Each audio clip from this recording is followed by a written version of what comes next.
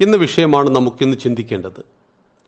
ഏകവർത്തിർ മഹാവ്യാധിർ ദ്വിവർത്തിസ്തു മഹദ്ധനം ത്രിവർത്തിർ മോഹമാലസ്യം ചതുർവർത്തിർ ദരിദ്രത പഞ്ചവർത്തിസ്തു ഭദ്രം സ്യാദിവർത്തിസ്തു സുശോഭനം. ഇവിടെ വർത്തി എന്നാൽ തിരി, ദീപനാളം, ഇതൊക്കെയാണ് വർത്തി എന്നതിൻ്റെ അർത്ഥം. സന്ധ്യയ്ക്ക് വിളക്ക് വെക്കുമ്പോൾ ഒരു തിരിയിട്ടാണോ, രണ്ട് തിരിയിട്ടാണോ, മൂന്നോ നാലോ അഞ്ചോ തിരിയിട്ടാണോ വെക്കേണ്ടത്? എന്താണ് ഇതിൻ്റെ അടയാളങ്ങൾ? ഒറ്റത്തിരി മാത്രമിട്ട് വിളക്ക് കത്തിച്ചാൽ മുതിർന്നവർ നമ്മളെ വഴക്ക് പറയും. ഒറ്റത്തിരി രോഗത്തിൻ്റെ ലക്ഷണമാണ്. ഏകൻ, ഇപ്പോൾ മരിച്ച വീട്ടിലാണ് നമ്മൾ ഒരു തിരി വെക്കുന്നത്. അപ്പോൾ ഒരു തിരി നാം സന്ധ്യാസമയത്ത് വീട്ടിൽ വെക്കരുത്.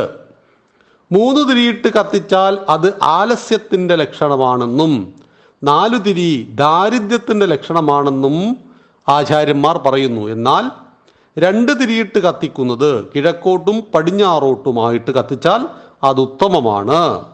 5 തിരിയിട്ടാലോ അത് വളരെ ശോഭനം. പഞ്ചഭൂതങ്ങളെയും പഞ്ചേന്ദ്രിയങ്ങളെയും ഒക്കെ പ്രതിദാനം ചെയ്യുന്ന 5 തിരിയാണ് ഏറ്റവും ഉത്തമം. 5 തിരി പറ്റാത്തവർ 2 തിരിയിടുക. 1 തിരിയും 3 തിരിയും 4 തിരിയും ഒഴിവാക്കുവാനാണ് നമ്മളോട് ആചാര്യന്മാർ പറയുന്നത്. എന്തിനാണ് നിലവിളക്ക് വെക്കുന്നത്? നമ്മൾ സ്വാഭാവികമായിട്ടും ചിന്തിക്കും. 3 സന്ധ്യകൾ, പ്രഭാത സന്ധ്യ, മധ്യാഹ്ന സന്ധ്യ, സായം സന്ധ്യ. സന്ധ്യ സന്ധിക്കുന്നത്, വെളിച്ചവും ഇരുട്ടും സന്ധിക്കുന്നത്. ഇതിൽ പ്രധാനമായിട്ടും സായം സന്ധ്യയിലാണ് നാം നിലവിളക്ക് വെക്കുന്നത്. അതായത് വെളിച്ചം പോയിട്ട് ഇരുട്ട് വരാൻ തുടങ്ങുന്ന സായം സന്ധ്യ.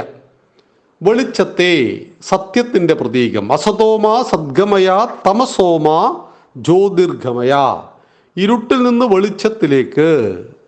അപ്പോൾ ഇരുട്ട് അന്ധകാരം അജ്ഞതയുടെ പ്രതീകമാണെങ്കിൽ വെളിച്ചം സത്യത്തിൻ്റെ ധർമ്മത്തിൻ്റെ ഒക്കെ പ്രതീകമാണ്. അതുകൊണ്ട് സന്ധ്യാസമയത്ത് വീട്ടിൽ നിലവിളക്ക് തെളിയിച്ചുകൊണ്ട് നാം പ്രാർത്ഥിക്കുന്നു. ദീപജ്യോതി പരം ജ്യോതി, ദീപജ്യോതി ജനാർദ്ദന, ദീപോ ഹരതുമേ പാപം എന്ന് തുടങ്ങുന്ന ദീപസ്തുതി. ഈ ദീപം എല്ലാമാണ്. ഇത് ബ്രഹ്മമാണ്, ഇത് ഗുരുവാണ്, ഇത് സത്യമാണ്. കാരണം ഇത് അഗ്നിയാണ്. പഞ്ചഭൂതങ്ങളിൽ അഗ്നിയുടെ പ്രത്യേകത എന്താണ്? പഞ്ചഭൂതങ്ങൾ വായു, ആകാശം, ക്രമത്തിൽ പറഞ്ഞാൽ ആകാശം, വായു, അഗ്നി, ജലം, ഭൂമി.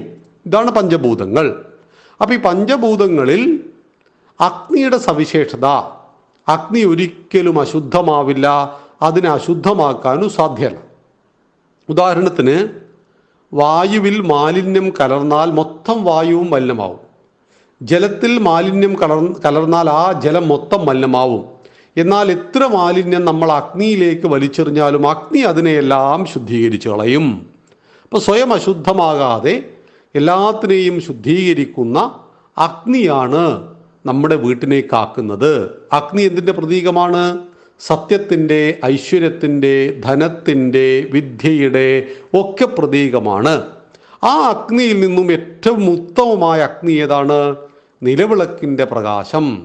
അപ്പോൾ നമുക്ക് വീട്ടിൽ പാചകം ചെയ്യുവാൻ അഗ്നി ഉപയോഗിക്കുന്നില്ലേ? ഉണ്ട്. വിളക്കുകൾ കത്തിക്കുവാൻ, മണ്ണെണ്ണ വിളക്ക് കത്തിക്കുവാൻ അഗ്നിയല്ലേ ഉപയോഗിക്കുന്നത്? അതെ. പക്ഷേ നിലവിളക്ക് നമ്മൾ വെക്കുന്നത് എന്തിനു വേണ്ടിയിട്ടാണ്? ചൂടിന് വേണ്ടിയിട്ടോ വെളിച്ചത്തിന് വേണ്ടിയിട്ടോ അല്ല. മറിച്ച് അഗ്നി എന്ന് പറയുന്ന സത്യത്തിൻ്റെ, ധർമ്മത്തിൻ്റെ പ്രതീകമായിട്ട്, സൂര്യഭഗവാന്റെ പ്രതീകമായിട്ട് നാം ത്രിസന്ധ്യാസമയത്ത്, സായം സന്ധ്യാസമയത്ത് നിലവിളക്ക് വെക്കുമ്പോൾ എന്താണ് പ്രാർത്ഥന? സകല ലോകങ്ങളെയും പ്രകാശിപ്പിക്കുന്ന സൂര്യദേവ, അഗ്നി ഭഗവാൻ. അഗ്നിയും സൂര്യനും രണ്ടല്ല. അപ്പം അഗ്നിയുടെ മറ്റൊരു രൂപം തന്നെയാണ് സൂര്യൻ. സൂര്യനിൽ നിന്നാണ് അഗ്നി, വെളിച്ചം നമുക്ക് ലഭിക്കുന്നത്.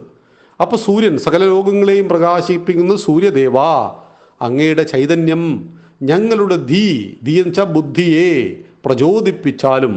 ഓം ഭുർഭുവസ്വഹ തത് സവിതുർവരേണ്യം ഭർഗോ ദേവസ്യ ധീമഹി ധിയോ യോ നഃ പ്രചോദയാത്. മക്കള് ഗായത്രി മന്ത്രം കേട്ടിട്ടില്ലേ? അപ്പോൾ എല്ലാ ലോകങ്ങളെയും പ്രകാശിപ്പിക്കുന്ന സൂര്യഭഗവാന്റെ ആ തേജസ് ഞങ്ങളുടെ ബുദ്ധിയെ പ്രകാശിപ്പിക്കൂ എന്ന് പറയുന്നിടത്താണ് എല്ലാത്തിൻ്റെയും സത്യത്തിൻ്റെ ധർമ്മത്തിൻ്റെ സാക്ഷിയായ അഗ്നിയെയാണ് നാം സ്വയം സന്ധ്യകളിൽ അല്ലെങ്കിൽ സന്ധ്യകളിൽ നമ്മുടെ വീട്ടിൽ വെക്കുന്നത്. അപ്പം അങ്ങനെ വെക്കുമ്പോൾ അത് നമ്മുടെ വ്യക്തിത്വത്തിൻ്റെയും നമ്മുടെ വിശ്വാസത്തിൻ്റെയും നമ്മുടെ ആചാരങ്ങളുടെയും ഒരു സമന്വിത രൂപം കൂടെയാണ് ത്രിസന്ധ്യാ സമയത്തെ നിലവിളക്ക് വെക്കുക എന്ന് പറയുന്ന ചടങ്ങ്. അങ്ങനെ നിലവിളക്ക് വെക്കുമ്പോൾ ഏത് തിരിയാണ് നമുക്ക് ഉത്തമം, 2 തിരിയാണോ 5 തിരിയാണോ എന്ന് തീരുമാനിച്ച് നമ്മുടെ വീടുകളിൽ ഉത്തമമായത് തിരഞ്ഞെടുത്ത് ചെയ്യുക. നന്ദി, നമസ്കാരം. വന്ദേ മാതരം.